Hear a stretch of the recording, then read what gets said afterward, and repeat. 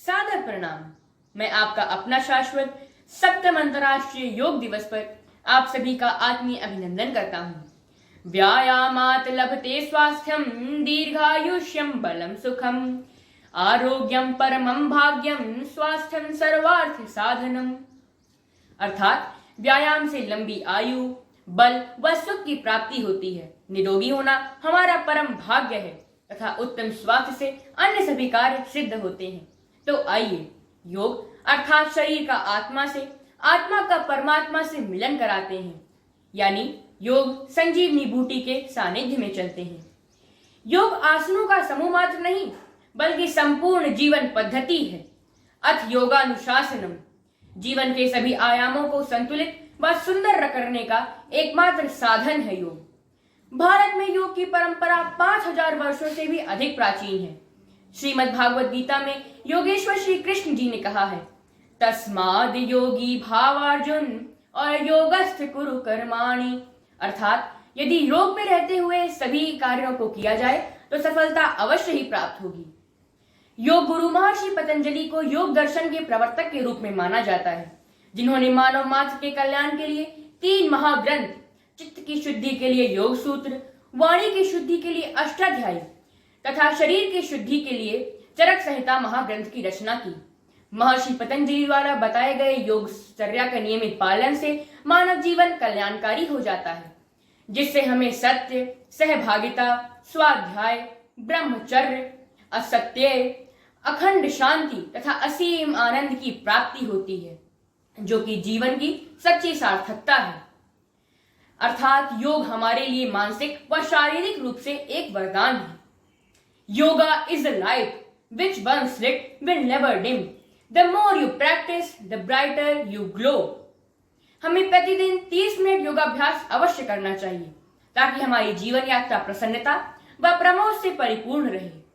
व्यायाम प्राणायाम क्रिया मात्र नहीं बल्कि हमारे प्राण हैं, संचेतना है, जो कि हमें अनेकानेक लाभ पहुंचाते हैं, जैसे कि उत्तम स्वास्थ्य, द ऑलराउंड फिटनेस, अंतस की शांति, इनर पीस, चिंता से राहत, स्ट्रेस रिलीफ, बेहतर अंतर्ज्ञान, बेटर इंट्यूशन और सबसे महत्वपूर्ण बेहतर रोग प्रतिरोधक क्षमता यानी कि स्ट्रॉन्ग इम्यूनिज्म।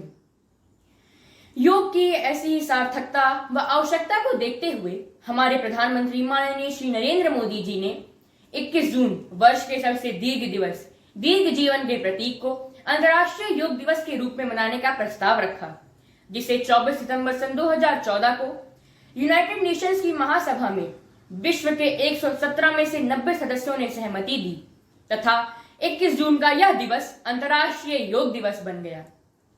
उसके अगले ही वर्ष यानी 21 जून 2015 से हम प्रतिवर्ष योग दिवस मनाते आ रहे हैं।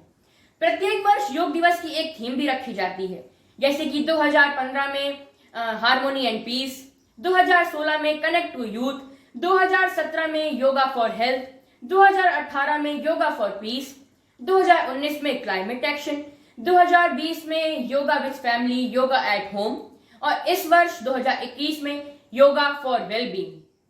7वें अंतर्राष्ट्रीय योग दिवस के पूर्वावलोकन समारोह में आयुष मंत्री किरण रिजिजू ने योग पर आधारित दूरदर्शन की 10 दिनों की श्रृंखला का उद्घाटन किया तथा योग को समर्पित एक मोबाइल एप्लीकेशन नमस्ते योग भी लॉन्च किया। योग आज के वर्तमान समय में कोविड के विरुद्ध इस महायुद्ध में हमारे लिए एक अमोघ अस्त्र है, जिसका समुचित प्रयोग हमारी इम्यूनिटी को बूस्ट करता है तथा हमारे रेस्पिरेशन सिस्टम को मजबूत बनाता है।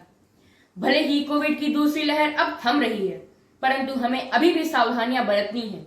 मास्क लगाना है, सामाजिक दूरी को अपनाना है तथा एंटी कोविड टीकाकरण अवश्य ही करवाना है तथा स्वयं को निरोगी रखना है, योग का प्रयोग कर योग करते रहना है, स्वस्थ रहना है, सुरक्षित रहना है, साथ ही विश्व कल्याण के लिए प्रार्थना करनी है।